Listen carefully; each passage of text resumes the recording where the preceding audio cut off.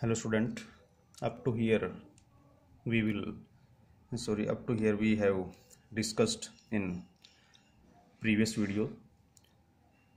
So further we will discuss in this video. So let me start this video. So हमने prove कर लिया था कि जो एंगुलर मोमेंटम है which taken by this outgoing particle is 0. So हमें ये पता है कि जो आउटगोइंग पार्टिकल हैं इलेक्ट्रॉन यानी यहाँ पे जो पॉजिट्रॉन एंड न्यूट्रिनो है, so both are fermions because they have spin quantum number half. So electron and positron and neutrino both have half spin angular momentum. अगर दोनों के पास में हाफ स्पिन एंगुलर मोमेंटम है तो हमारे पास में जो पॉसिबिलिटीज़ है कि दोनों पार्टिकल जब आउटगोइंग पार्टिकल है दोनों के पास में हाफ स्पिन एंगुलर मोमेंटम है, तो दो पॉसिबिलिटी बनेगी हमारे पास में. या तो हमारे पास में S1 प्लस S2 वन हो स्पिन एंगुलर मोमेंटम, या हमारे पास में हाफ माइनस हाफ क्या हो 0. सो टू पॉसिबिलिटीज़ हैं कि either S is equal to 0 और S is equal to 1. So इसके कोरस्पॉन्डिंग हम जो ट्रांजिशन को है वो फर्दर प्रोसीड करेंगे क्योंकि L is equal to 0 already we have proved. So हमारे पास एक S इज इक्वल टू 0 एक S इज इक्वल टू 1 है. If we consider L is equal to 0 and S is equal to 0, this implies that जो J है हमारे पास में आउटगोइंग पार्टिकल कौन है, एक पॉजिट्रॉन है एक न्यूट्रिनो है. तो इनके कोरस्पॉन्डिंग यानी दोनों के कोरस्पॉन्डिंग L क्या हमारे पास में 0 और दोनों के कोरस्पॉन्डिंग हमारे पास में S भी क्या है, अगर 0 है तो this implies J is equal to 0. और अगर J हमारे पास में क्या है 0 है तो इसका मतलब ये है जो हमने आपको ये मैंने जनरल इक्वेशन दिखाई थी यहाँ पे कि ये जो स्टेट होगी हमें किसी कोरस्पॉन्डिंग मिल जाएगी हमें कि यहाँ पे हम ये कह सकते हैं कि I P pi is equal to I D pi. Meaning आप लोगों को पता है कि angular momentum of parent and pi represent parity and I D angular momentum daughter nucleus and pi represent parity. So उसके अकॉर्डिंग जो हमारे पास इस चीज को, क्योंकि J क्या हो चुका है 0, तो और L हमारे पास में 0 है, तो ऑब्वियसली जो हमारे पास में पैरिटी आपको पता है -1/L होती है. तो L अगर 0 है हमारे पास में तो ऑब्वियसली पैरिटी क्या होगी, पॉजिटिव इसके लिए होगी पॉजिटिव इसके लिए होगी. तो this correspond to this state यानी 0 + 10 to 0+. ऐसे हम उस चीज को देख सकते हैं यहाँ पे हमारे पास में इस इक्वेशन के रिगार्डिंग. तो हम क्या कह सकते हैं कि if outgoing particle emit with zero angular momentum means हमारे पास में L भी 0 और S भी क्या है 0 है, then we should have parent nucleus spin IP and जो हमारे पास में जो parent nucleus spin है IP same as daughter nucleus spin ID and parity will be governed by the value of L, as already I have told you कि -1/L है हमारे पास में. Again I will repeat, if a outgoing particle emit with 0 angular momentum then we should have parent nucleus spin IP same as daughter nucleus spin ID and parity will be decided by governed by the value of L. So if these outgoing particle have 0L then there will no change in parity. अगर उनके corresponding हमारे पास में पता है L अगर 0 है so there will no change in parity. और S तो हमने 0 ले लिया, यहाँ पे एक S क्या हो सकता है 1. तो हम कह सकते हैं कि so here two condition will arise. तो जो फर्स्ट कंडीशन हमारे पास में है, फर्स्ट कंडीशन के कोरस्पॉन्डिंग अगर s is equal to zero का मीनिंग अगर आप समझो कि जीरो हमारे पास में क्या है कि उनका जो स्पिन क्वांटम नंबर था हमारे पास में s एक दोनों की स्पिन क्या थी, हाफ हाफ थी। अब हाफ माइनस हाफ क्या है, जीरो। एक की स्पिन है, प्रत्येक की स्पिन क्या है हमारे पास में, डाउन है। सो हमारे पास में टू टाइप्स फ्लेक्शन रूल बन जाएंगे यहाँ से इससे कोरस्पॉन्डिंग। एक हमारे पास में फर्स्ट क्या है, if L is equal, first condition क्या आ गई हमारे पास में, L is equal to zero and S is equal to zero.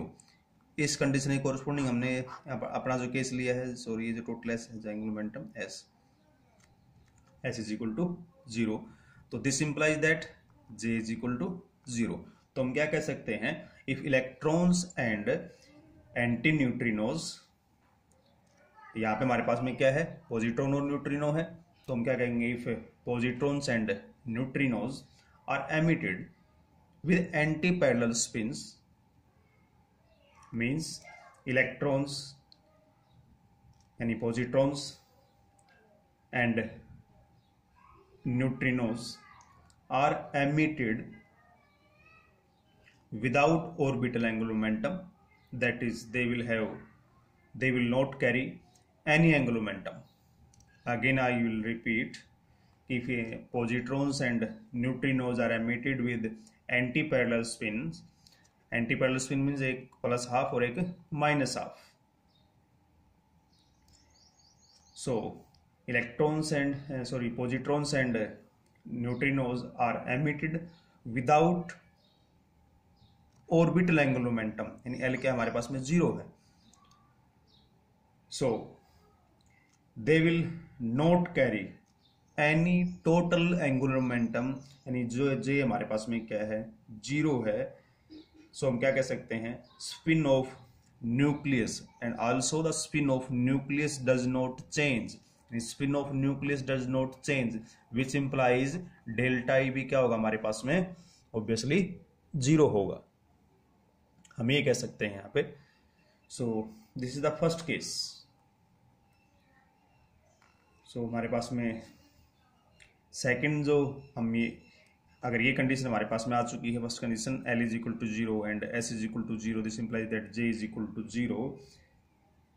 So then these transition are said to be Fermi allowed transition. अगर L is equal to zero है, S is equal to zero है, which implies J is equal to zero, तो यहाँ पे ना तो हमारे पास में कोई एंगुलर मोमेंटम में चेंज आया है, ना पैरिटी में कोई चेंज आया, पैरिटी भी सेम है तो डेल्टा पाई भी जीरो है। So these transition are said to be Fermi allowed transition. Very very important है सिलेक्शन रूल। सो हमारे पास में ये क्या कहलाएगी, Fermi allowed transition, Fermi allowed transition. Allowed का मीनिंग आप लोगों को समझ में आ रहा है कि अच्छे से, कि हमने जब consideration L is equal to zero लिया था तो मैंने इस चीज़ को अच्छे से एक्सप्लेन किया है कि हम इन दोनों टर्म्स को जब जीरो जूम करके चलते हैं हमारे पास में, तो हम इस टर्म को कंसीडर करते हैं। और इसके कोरिलेशन में बता चुका हूँ, ये जो आपकी टर्म है वो एनर्जी इंडिपेंडेंट है, मींस मोमेंटम इंडिपेंडेंट। एल होता है आपके पास में आर क्रॉस पी, तो पी अगर जीरो है तो ऑब्वियसली एल बी क्या हमारे पास में मोमेंटम क्या है, जीरो है फॉर आउटगोइंग पार्टिकल।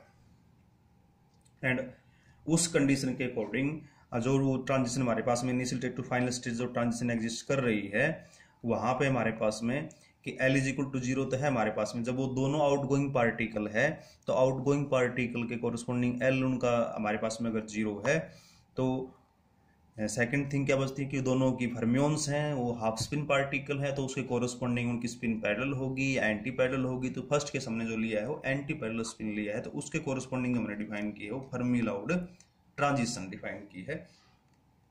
तो I think this is clear. And उसके बाद जो हमारे पास है, जो नेक्स्ट जो सेकंड केस की तरफ हम अप्रोच करने से पहले, कि L is equal to zero का मतलब क्या बन रहा है हमारे पास में, आप अगर इसको ब्रेक व्यू में भी देखो कि यहाँ से L is equal to zero, तो इसका मतलब है अलाउड। मैंने यहाँ पे एक्सप्लेन किया था आप लोगों को। और जब इनको कंसीडर करते हैं तो जो हम वर्ड यूज करते हैं फॉरबिडन ट्रांजिशन, क्योंकि वहाँ पे जो डीके प्रोबेबिलिटी क्या हो जाती है वो स्मॉल हो जाती है। ऐसा नहीं ट्रांजिशन नहीं होगी, लेकिन उनकी प्रोबेबिलिटी क्या होगी, स्मॉल होगी, इसलिए हम क्या बोलते हैं उनको फॉरबिडन ट्रांजिशन। तो फर्स्ट फॉरबिडन, सेकंड फॉरबिडन, लेकिन ये हमारे पास में फर्स्ट क्या है, अलाउड ट्रांजिशन। तो L is equal to 0 means allowed, और S is equal to 0 according to Fermi hypothesis. So combinedly name as हमारे पास में Fermi allowed transition. So Fermi transition means if in beta decay the orbital angular momentum carried away by these outgoing particles is 0, then these transitions named as allowed transition, and spin angular momentum of these two combine to give 0, S is equal to 0, known as Fermi transition. So combinedly named as Fermi allowed transition. हम ये उसके regarding ये चीज explain हम कर सकते हैं। So further इसको सेकेंड इसका केस हम लेके चलते हैं। सेकेंड केस के लिए हम क्या लेंगे, S इज इक्वल टू 1 लेंगे। तो सेकेंड केस जो हम लेके चलेंगे हम क्या सेकेंड केस लेके चलेंगे, L तो हमारे पास 0 है, फर्स्ट केस के लिए भी 0 था, लेकिन अब जो आउटगोइंग पार्टिकल है, दोनों जो आउटगोइंग पार्टिकल है उनकी जो स्पिन अगर दोनों की पैरेलल है तो ऑब्वियसली S क्या होगा हमारे पास में, हाफ प्लस हाफ क्या होगा, 1 होगा। तो दिस इंप्लाइज दैट जो J है, total angular momentum carried by both outgoing particle will non zero, यानी J हमारे पास में L प्लस S होगा, तो ऑब्वियसली J की वैल्यू क्या होगी हमारे पास में, 1 होगी। तो यहां से आप इसके रिगार्डिंग आगे इसको कैसे एक्सप्लेन कर सकते हो कि L 0 है, एंड सो हम जो सेकंड केस है हमारे पास में J is equal to L plus S is equal to 1, so हमने एक इक्वेशन स्टार्टिंग में लिखी थी कि जो न्यूक्लियस की, पेरेंट न्यूक्लियस की जो स्पिन है, सॉरी P है यहाँ पे ये, और हमारे पास जो डॉटर न्यूक्लियस की जो स्पिन है एंड पैरिटी, प्लस में total angular momentum carried by outgoing particle which is J into E plus new, क्योंकि हमने पॉजिट्रॉन और न्यूट्रॉन ले रखा है यहाँ पे। अब उसके कोरिस्पॉन्डिंग, इसके कोरिस्पॉन्डिंग अगर देखें तो यहाँ पे J की वैल्यू क्या है, ऑब्वियसली +1 है, यानी अगर मैं इसको लिखूँ IP पाई और ID पाई यानी +1, क्योंकि L हमारे पास क्या रहना है 0 एंड S क्या रहना हमारे पास में 1, तो टोटल J की वैल्यू रहनी हमारे पास में 1। तो यहाँ से मैं जो चेंज देखता हूँ न्यूक्लियस की स्पिन में, वो जो चेंज है, तो जो चेंज हमारे पास में न्यूक्लियस की स्पिन में हम क्या कह सकते हैं, spin of the nucleus changes by unity. अगर आपको अच्छे से ये यहाँ से अगर क्लियरेंस नहीं है तो हम कोई एग्जांपल लेके देखें कि मान लो कि हमारे पास में ID जो है हमारे पास में वो कितना है, सपोज करो कि ID की वैल्यू हमारे पास में क्या है, वो मान लेते हैं 2, एंड जो दिस इम्प्लाइज दैट जो IP हमारे पास में जो है वो उसकी वैल्यू हमारे पास में क्या हो सकती है कि सपोज करो उसके अकॉर्डिंग जो वैल्यूज हैं, and IP is equal to हमारे पास है सपोज करो 3, 2, 1। तो यहाँ से अगर हम देखें कि जो चेंज है हमारे पास में न्यूक्लियस जो spin IP minus ID 3 minus 2 1 2 minus 2 0 1 minus 2 minus 1, तो जो चेंज है हमारे पास में जो डिफरेंस है इन न्यूक्लियस स्पिन वो आइदर 0 और plus minus 1। So the spin of the nucleus changes by unity. So for L is equal to 0, S is equal to 1, तो J हमारे पास में क्या हो गया, ऑब्वियसली 1 हो गया, एंड उसे कोरिस्पॉन्डिंग जो चेंज है इन I, दैट इज, इसको हम किसे दिखा रहे हैं, डेल्टा I से, वो क्या हमारे पास में या 0 है या प्लस माइनस 1 है, एंड L ऑब्वियसली यहाँ पे L भी क्या है 0 है। अगर L 0 है तो इसका मीनिंग क्या है, there is no change in parity, no change in parity. तो चेंज इन पैरिटी भी क्या होगा हमारे पास में, जीरो होगा। So this is named as allowed Gamow Teller transition. तो हम कैसे कह सकते हैं, अलाउड वर्ड आपको पता है किसे कोरस्पोंडिंग लिया जा रहा है, L is equal to zero corresponding, और S is equal to 1 is the Gamow Teller. So allowed Gamow Teller transition. So allowed Gamow Teller transition का मीन्स क्या हो गया कि in a beta decay the orbital angular momentum carried away by these outgoing particle is non-zero. Again I will repeat, allowed Gamow Teller transition means क्या है हमारे पास में, in beta decay the orbital angular momentum carried away by these outgoing particle is non zero and these transition named as हमारे पास में allowed transition, and the spin angular momentum of these two particle combine to give non-zero value.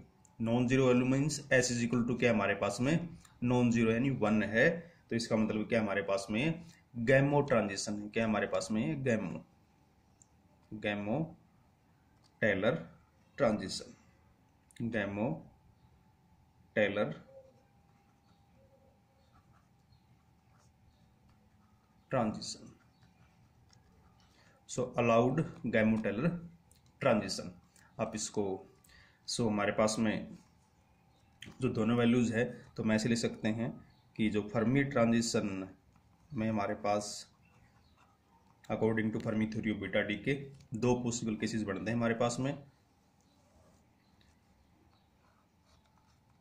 तो जो है allowed Fermi transition, allowed Fermi transition. तो allowed Fermi transition का meaning मैं आप लोगों को बार बार एक्सप्लेन कर चुका हूं। तो इसका मीनिंग क्या है, एल भी जीरो है, एस भी ऑब्वियसली क्या होगा जीरो, यानी एंटी पैरेलल स्पिन होगी दोनों की, एंड उसके कोरस्पोंडिंग अगर हम न्यूक्लियर स्पिन में चेंज देखें डेल्टा इज इक्वल टू क्या है जीरो है, और पैरिटी में चेंज देखें तो एल की वैल्यू जीरो है, तो parity is decided by -1/L, तो ऑब्वियसली चेंज इन पैरिटी भी क्या है जीरो है। तो this is all about allowed Fermi transition. So this is the first selection rules in case of allowed transition, and again in allowed transition second selection rule हमारे पास में उसका जो नेमिंग है हमने क्या कर दिया है, अलाउड गैमो-टेलर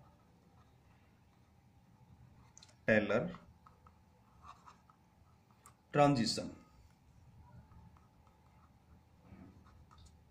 ये हमारे पास है। तो इसमें हमने क्या जूम किया है कि अलाउड से आप लोगों को बिल्कुल इसको एक माइंड में सेट करने का जो मैं आप लोगों को एक तरीका बता रहा हूं कि allowed means L is equal to zero, and Fermi transition and Gamow transition depends on S is equal to zero, S is equal to 1। अगर फर्मी है तो obviously S is equal to zero है, and Gamow है तो हमारे पास में obviously S is equal to 1 है। तो अलाउड गैमो-टेलर ट्रांजिशन एल तो हमारे पास में जीरो है क्योंकि अलाउड है, एंड अब एस इज इक्वल टू क्या है 1 है। तो यहां से हमारे पास में इसमें आप जे को टोटल जे दिखाना चाहो दिखा सकते हो, जे इज इक्वल टू जीरो, और यहाँ पे जो जे है वो नॉन जीरो यानी 1 है, और यहाँ पे अगर हम चेंज इन न्यूक्लियर स्पिन देखे वो it is change bye unity, जो चेंजेस बाय यूनिटी, यानी जो डेल्टा आई की वैल्यू है आइदर जीरो और ±1 हमारे पास आ रही है, और उसके कोरस्पोंडिंग यहाँ पे एल जीरो है तो obviously there is no change in parity, तो delta pi is equal to हमारे पास में क्या है जीरो है। सो दो हमारे पास में है allowed Fermi transition first selection rule, and second selection rule allowed Gamow Teller transition, यानी कौन सी ट्रांजिशन फर्मी ट्रांजिशन को फॉलो कर रही, कौन सी अलाउड गैमो-टेलर ट्रांजिशन को फॉलो कर रही है हमारे पास में, उससे कोरस्पोंडिंग हम यहाँ से सारा कंक्लूजन निकाल सकते हैं। सो आपकी वीडियो लंबी ना जाए, मैं इस वीडियो को ही स्टॉप कर रहा हूँ। फर्दर वी विल डिस्कस, क्योंकि L इज इक्वल टू 0 के लिए हम डिस्कस कर चुके हैं, अलाउड के लिए डिस्कस कर चुके हैं। Further in next video we will discuss about forbidden transitions. Forbidden means जहाँ पे आपके पास में जो फर्स्ट टर्म जो यूनिट वैल्यू थी वेव फंक्शन में, अगर मैं आप लोगों को